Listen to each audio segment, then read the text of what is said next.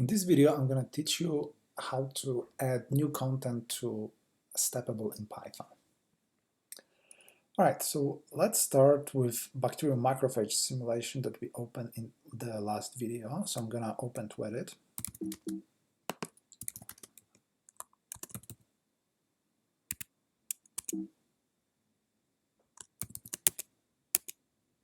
I'm going to go to latest version of Computers.3D, which is 4.2.3. So I want to open Twedit.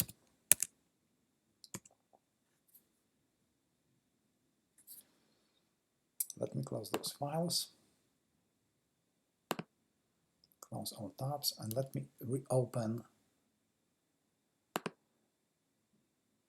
previously used project. And we can go to CC3D project menu and scroll to the line that says recent projects, and from there we can open bacterial macrophage project that is stored in demo folder.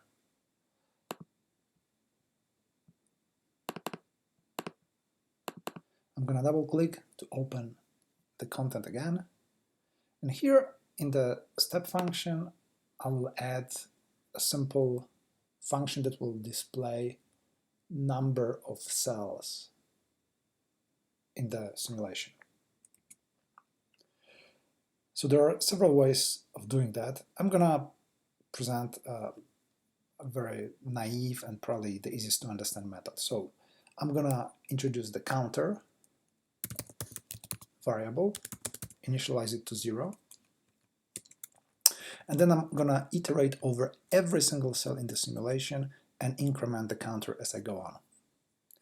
So how do we iterate over all the variables all the cells in simulation? Well, we can write the syntax by hand, or we can go to CC3D Python menu, go to Visit tab, and choose all cells.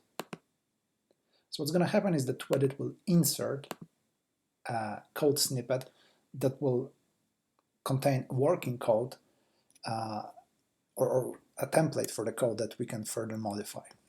I'm going to remove the comments, and I'm going to remove the content of the for loop, and here I'm going to simply increment counter plus equals 1, and outside the for loop I'm going to print the result. So print open parentheses, and I'm going to use f-strings in Python. So number of cells is, and I'm going to open curly brackets here. So curly brackets in fast strings, this is the letter F here, that in Python is used to denote fast strings. So anything that is in the braces gets evaluated as if it was real code. So here I'm going to put variable counter. And I'm going to save the file. I'm going to right-click, and I'm going to open player with this simulation.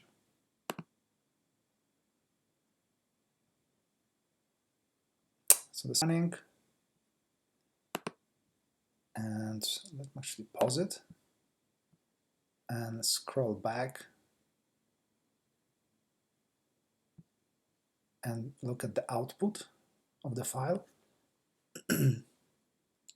So we can see that this string that we typed in Python code, which is here, number of cells is, and this is becomes 16 here. So number of cell is equal to 16, right? And it's getting printed every Monte Carlo step. All right, so that's the end of this lesson, and I'll see you in the next lesson.